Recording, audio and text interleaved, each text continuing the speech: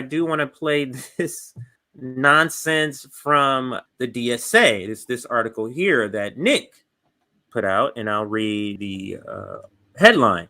Why I Just Quit DSA. After over 4 decades as a member of the Democratic Socialists of America, one of the group's founding members is leaving in sorrow and anger. And I'm gonna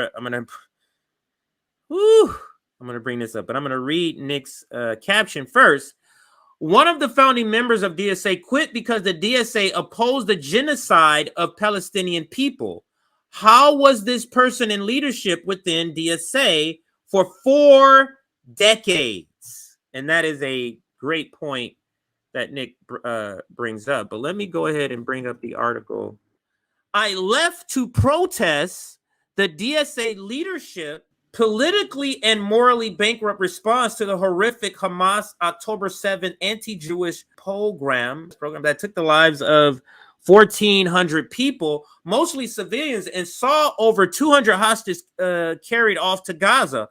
Both groups of victims, including children and infants. So I guess the person left because of the leadership or because of the response and how they call it being politically and morally bankrupt response to the attack as it's described on October 7th. How was the person like this able to get in leadership in the DSA? So I'll have that up right there. I have Nick's tweet up, and then I'll read part of the article in the background. Why I Just Quit the DSA. After over 4 decades as a member of the Democratic DSA, one of the group's founding members is leaving in sorrow and anger. I belong to only 2 nationally organized left-wing groups in my life. The first, the Students for Democratic Society, for just over a year. The second, the DSA, for 41 years. My membership in SDS ended in 1969 when I was 18 years old, without any input or agency on my part.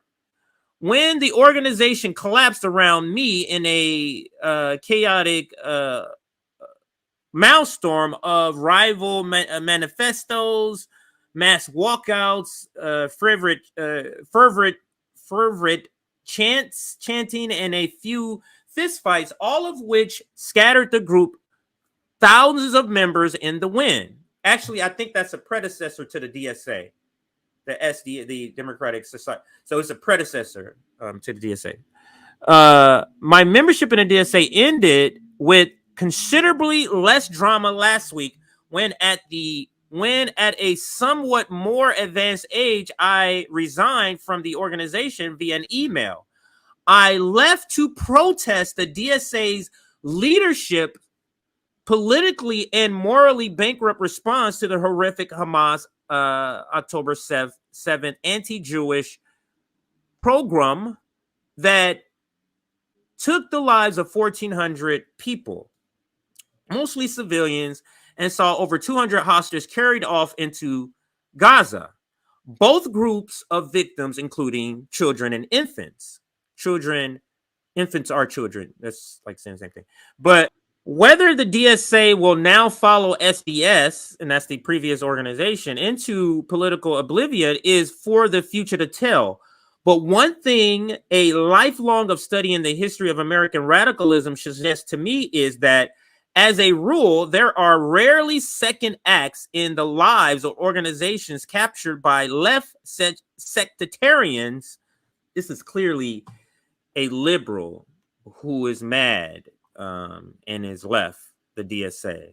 What I do mean by intrinsics in left-wing parlance, the term refers to tightly organized groups who, without sharing the beliefs of larger and more loosely organized bodies, join and proceed to either wreck or, where possible, capture them for ends at odds with the spirit and purpose of the organizational. So he's using a lot of mumbo jumbo to say this position that the DSA has taken on this Israel matter is so outside of the bounds of normal discourse. The position is so out of bounds, it's going to lead you to obscurity. And that's why he's leaving.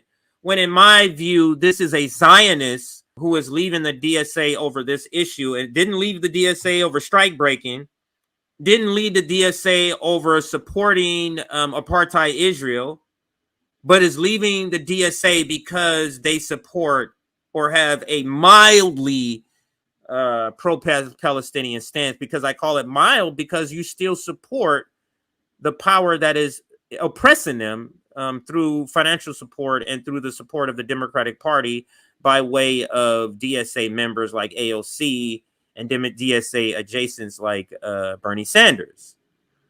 So all of this is costing Joe Biden